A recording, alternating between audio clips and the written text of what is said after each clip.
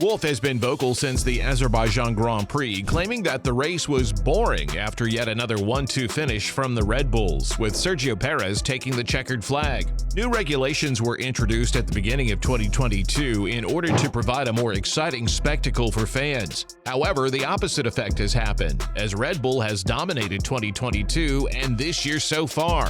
In 2023, defending champ Max Verstappen and Perez shared 4 victories. And the Austrian did not mince words when speaking about the new type of F1 car, saying it was not a thriller, no overtaking, even with a big pace difference. Made it not great entertainment. Even if you are within 0.2 seconds, it is nearly impossible to overtake unless the other driver makes a mistake. After a race weekend like this, we mustn't talk it down overall and say it is the wrong direction, and we need to change completely. It is more about asking why it wasn't entertaining and revisit it. We need to take a look at how we can avoid a boring race. The Baku event was the first to use the revised sprint format. It added a second qualifying session to determine the grid for the sprint, a shorter race on Saturday that has now been completely separated from the main Grand Prix. Previously, the sprint result determined the grid for the main race. The sprint format has received a mixed reaction. Red Bull's Max Verstappen said the whole idea should be scrapped, while other drivers said they liked the new weekend structure, even if they wanted it to be limited to a few events a year. Wolff pointed out that the only action near the front was a collision between Verstappen and Mercedes' George Russell, which resulted in a verbal spat in the pit lane. We have to analyze the weekend with the sprint format, whether there are positives that we can take out.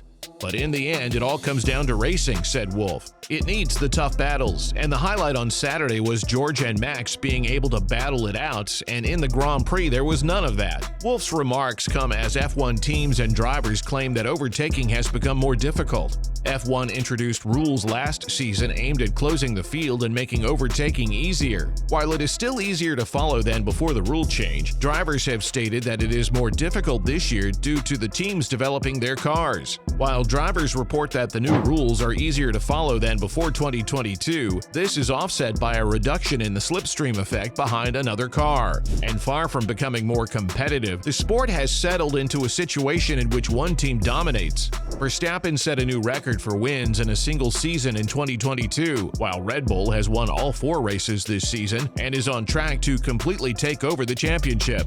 As Wolff pointed out, you have 2 cars sailing off into the sunset on merit, and there is a 20-second gap, and I wouldn't know between Aston Martin and Ferrari and us who was quicker, because you are stuck where you are stuck, and that is pretty much it. Allowing cars to run together was part of the philosophy of fundamentally changing the way cars generate performance. F1 adopted a phenomenon known as ground effect, which creates downforce by using underbody tunnels. For optimum performance, this design necessitates that the car be run very low and stiff. Red Bull appears to have gotten a jump on the competitors by developing a much more effective method of controlling what is known as the platform of the car, reducing movement on axis front to back and side to side, and thus allowing it to create more consistent downforce. Mercedes' lack of performance, according to Wolff, was due to a lack of ride control rather than a lack of downforce. You can see their cars barely moving, be it on straights or over bumps, Wolff said of the Red Bull. Corner through balance looks easy. You look at all the other onboards and the cars are tricky. Generally, ground effects cars are rubbish cars. It is just who has the lead rubbish is ahead. To his credit, Wolff has stated that catching up to Red Bull is the responsibility of the other teams. We see a pattern. There are 2 Red Bulls, and then there are 6 cars, and a long way off is the 3rd division. That has been the pattern the first 4 races, and we have to shake that up somehow. They were 20 seconds ahead of Leclerc after 40 racing laps, so it is a half a second a lap. At least we have seen they were pushing, so that is the real pace. Half a second is quite a long way to go.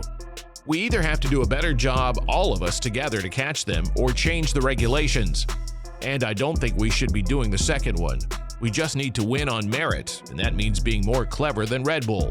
Following a disappointing start to the 2023 season, Mercedes team principal Wolff ordered significant changes to the car as the team, along with the rest of the field, lagged behind a dominant Red Bull RB19. Mercedes is currently competing with Ferrari and Aston Martin for the title of Best of the Rest.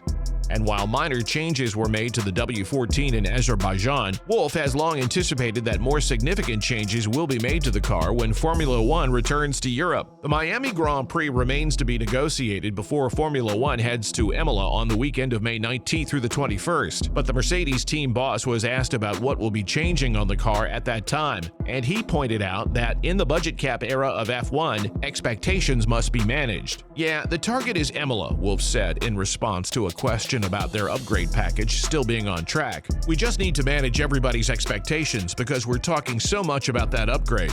We're not going to put it down on the track and then drive circles around Red Bull.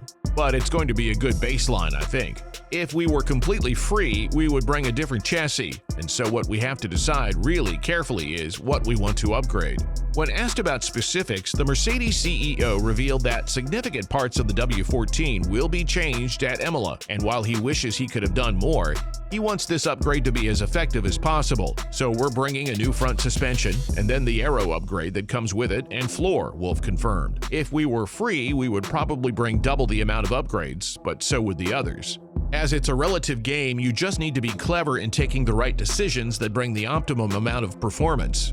When it comes to the overall performance of these upgrades, Wolff hopes that Mercedes will be able to provide a more stable platform for Lewis Hamilton and George Russell to drive on first and foremost. The team principal believes the drivers will then be able to make a difference and help catch up to the dominating Red Bull pair. Wolff also commented on some unanswered questions from Lewis Hamilton's side of the garage. Facing the prospect of another season without a race win due to Mercedes' deficit to Red Bull, Hamilton recently discussed some of his issues with this year's W14. He revealed that one of them is where he sits in the car. "I don't know if people know, but we sit closer to the front wheels than all the other drivers," he explained. "Our cockpit is too close to the front." Wolff stated at the time that it was one of the most important things Mercedes was working on as they considered various W14 upgrades. While the motorsport boss has not stated whether or not this is on the list of planned upgrades, he insists that it is something that is important to Hamilton and that Mercedes is working on it. "We don't think it's a big problem from a technical point of view," he told motorsport.com, "but we will change the position, optimize the car, and make sure the driver is in a good position." According to the Austrian, while George Russell is pretty relaxed about the seating position, it is something that is important for Hamilton. Any changes Mercedes makes, however, must be balanced against the budget cap, which Wolff admits imposes many constraints. It will be very interesting to see what Mercedes will come with in Imola, and that Grand Prix may well be the most important race for them this season. It will, after all, reveal if what they've been working on since the start of the season has paid off. But what do you think? Will Mercedes be able to make a miraculous comeback with their new upgrades? Will Red Bull still win the championship even if they do? Please let us know in the comments section below. And thank you for watching. If you enjoyed the video, please like, subscribe, and click the bell icon to be notified when new videos are uploaded. And if you want to learn more about Formula One, watch this video right now. Enjoy!